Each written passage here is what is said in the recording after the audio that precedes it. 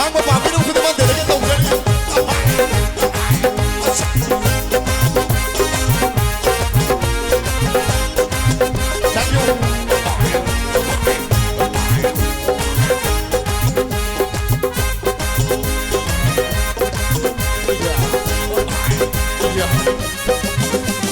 fazeba khuding loi na ngau pi asin na te na no pa ya su na pa mi ha mi ya khat pe fazeba khuding loi na ngau pi asin na te na no pa ya su na pa mi ha mi ya khat pe ni kai sang wei hang le lo na mai kai thal le ni kai phiru ma khum le lo na sai sai le ni kai ki phau le lo na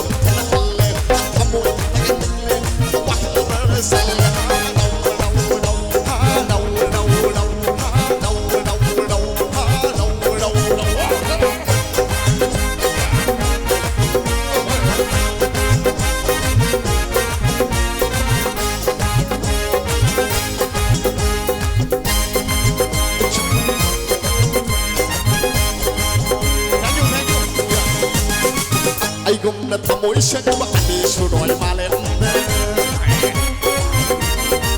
asa ai gum na thamoi sen ba ani su roi ma le ai na duk si ai na di do ai gi oi na phang la di do ai na duk si ai na di do ai gi oi na phang la di do aduga mayam da haijari sumbi na ga dai bu thak wang na thak bi hom tham jage Parti nam sum ram dieng biu hop zik kan gi lai shabi thamoi cheng ma yaw ne tre nu pa yam na khoi ne ra ge liam mi hai na khat ne re lai shabi de ta lai shabi shaba ka mu de de ge tong jeri hai ri ơi adu sia lu bi halak bi sing hang so ge 1 2 3 hop zik kan gi lai shabi thamoi cheng ma yaw ne tre pa hop zik kan gi lai shabi thamoi cheng ma yaw ne tre Why am I going to go live behind the camera? Why am I going to follow the other go live behind the camera? Live behind the camera.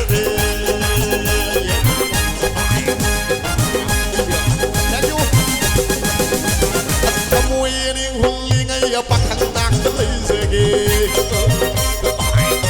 I don't have to again. You can't like by my tummy, na how we by my tummy. Buhay ba tayo? May nakakapatari naman. Kalak ba'y matamgi na haoy ba'y matamgi. Thank you. Tauri makay pagbani, siyali makay napani. Thank you. Ay gimaruk. Asa tamoy yaning huling ay bakang nakalay sige. Masak ka jami ay koy niloy amoy nini. Kalak ba'y matamgi, asa na haoy ba'y matamgi. Tauri makay pagbani, asyali makay napani. Sadu de gay na koy na uy shaw kalak na.